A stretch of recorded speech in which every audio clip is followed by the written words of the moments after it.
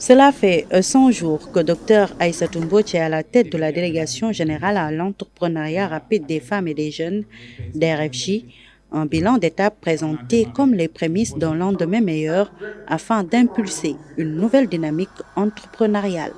C'est les 100 jours, mais c'est les 100 jours d'un départ qui va continuer. On a écouté les projets qui viennent. C'est des projets extrêmement importants, très encourageants pour l'ADER, pour le pays, pour les jeunes.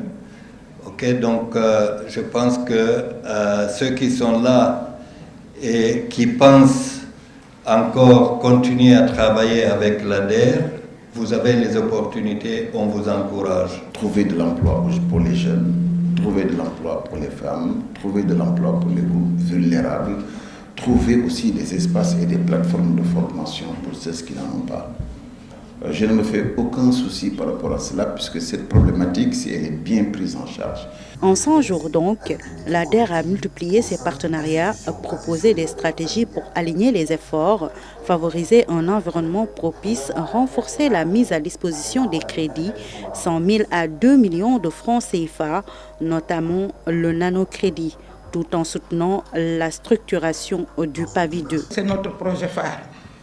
Je suis arrivée au moment où on devait procéder à la clôture du pavé. Là, nous avions introduit une requête pour demander un prolongement afin de consommer le reste de crédit, mais mieux élaborer la reformulation. Nous l'avons reformulée et vous nous y avez accompagnés.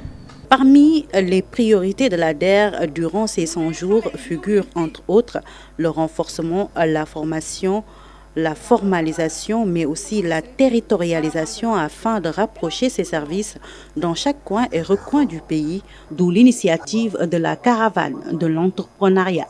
Et ça a beaucoup payé. Je pense que le premier axe de tournée nous prouve, parce que tout le monde n'était pas partant pour la tournée. Il y en a qui voulaient rester ici à l'ADER, tranquille. Mais c'était laborieux de faire le terrain. Mais je pense que vous convenez avec moi que c'était formidable d'écouter tous ces bénéficiaires, de parler autour des gouverneurs avec les différents acteurs, de les écouter, exposer leurs problèmes.